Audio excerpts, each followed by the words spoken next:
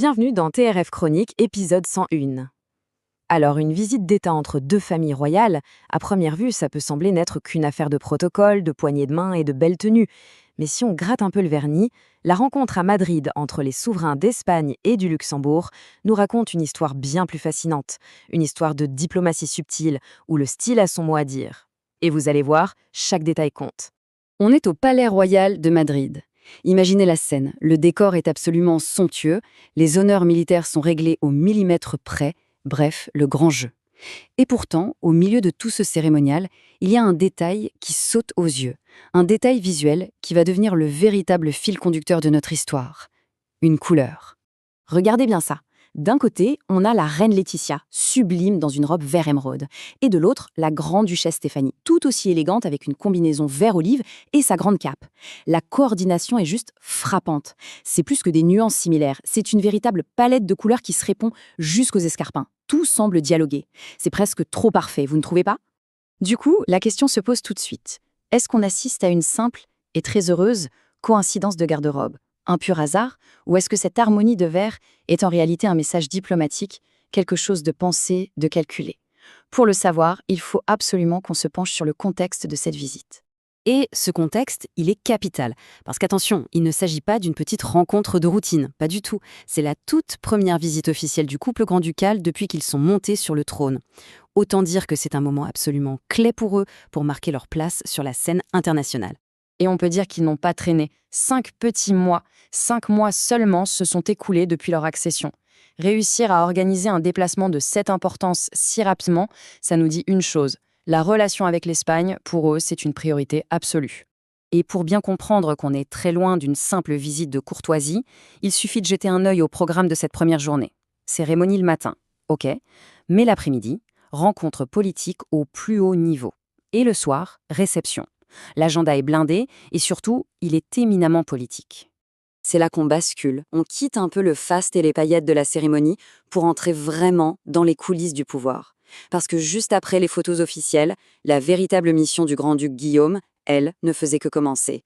Et oui, car à peine la cérémonie terminée, les flashs des appareils photos à peine éteints, le grand-duc s'est lancé, et en solo, dans un véritable marathon d'entretien. Des rencontres absolument cruciales au cœur même du pouvoir espagnol. Et attention, on ne parle pas de n'importe qui. Ses interlocuteurs, c'est le sommet de l'État espagnol. D'abord le chef du gouvernement, Pedro Sánchez. Ensuite, les présidents des 2 chambres du Parlement, Francina Armengol et Pedro Roldán. En quelques heures à peine, il a donc rencontré les 3 personnages clés des pouvoirs exécutifs et législatifs du pays. Rien que ça. Il faut aussi se rappeler d'une chose.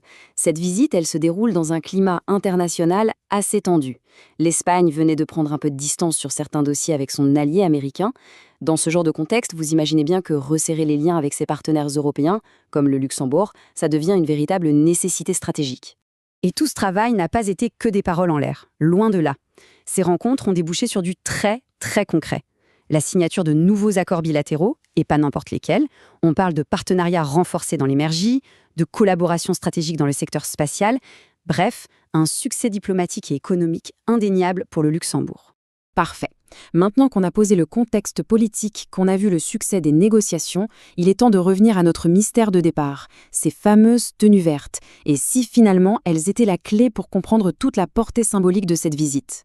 La question se pose donc à nouveau, mais cette fois avec un tout nouvel éclairage.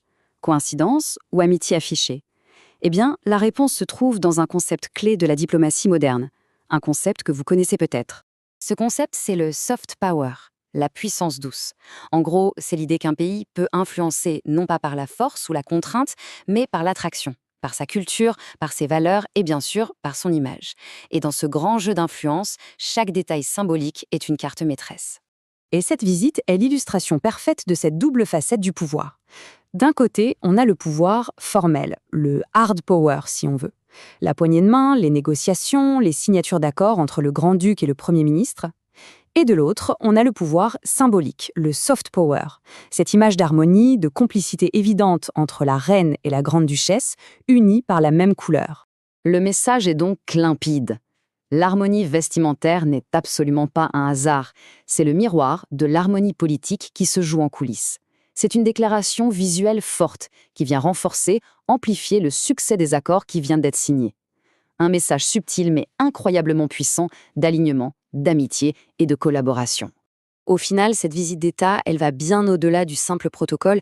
Elle dessine en fait les contours d'un axe Madrid-Luxembourg beaucoup plus fort et donc d'un avenir commun vraiment prometteur au cœur de l'Europe. Alors si on devait résumer tout ça, que faut-il retenir? Premièrement, qu'une visite d'État, c'est toujours un acte à la fois politique et symbolique. Les deux sont indissociables. Deuxièmement, que la mode, loin d'être un sujet futile, peut se révéler être un outil de soft power redoutablement efficace. Troisièmement, que cette visite a consolidé de manière très concrète les liens entre les deux pays. Et enfin, que pour Guillaume et Stéphanie de Luxembourg, c'est un début de règne particulièrement réussi. Ce qui nous laisse avec cette question pour la fin. Dans un monde où l'image est de plus en plus reine, est-ce que le style ne serait pas en train de devenir l'arme secrète et sans doute la plus élégante de la diplomatie moderne? La question reste ouverte.